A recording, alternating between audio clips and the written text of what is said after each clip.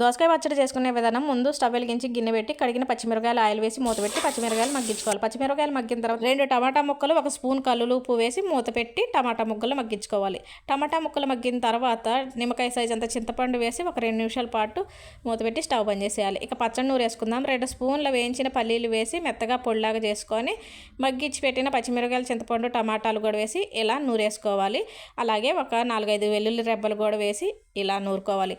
దోసకాయ పచ్చడి కోసం దోసకాయ ముక్కలు సన్నగా తరిగి పెట్టుకుంటే చాలా బాగుంటుంది. దోసకాయ ముక్కలు ఇలా ఈ రోట్లో వేసేసి కచ్చా పచ్చా దంచాలి, మరీ మెత్తగా నూరకూడదు. పచ్చిమిరకాయలు, టమాటా ముక్కలు మగ్గించేటప్పుడు 1 స్పూన్ ఉప్పు వేసాను కదా, ఇప్పుడు మరొక స్పూను ఉప్పు వేసాను, సరిపోయేంత వేసేసాను. ఈ పచ్చడి నూరేసి వేరే గిన్నెలోకి తీసుకున్నాను. తాలింపు పెట్టేసుకుందాం. స్టవ్ వెలిగించి కళాయి పెట్టి ఆయిల్ వేసి ఆయిల్ వేడెక్కిన తర్వాత పచ్చెనగపప్పు, ఎండుమిర్చి, జీలకర్ర, ఆవాలు, కరివేపాకు, వెల్లుల్లి రెబ్బలు వేసి తాలింపు వేగిన వెంటనే స్టవ్ బంద్ చేసి నూరు పెట్టుకున్న ఈ దోసకాయ పచ్చడి తాలింపులో వేసుకొని కలుపుకుంటే కమ్మని దోసకాయ పచ్చడి రెడీ.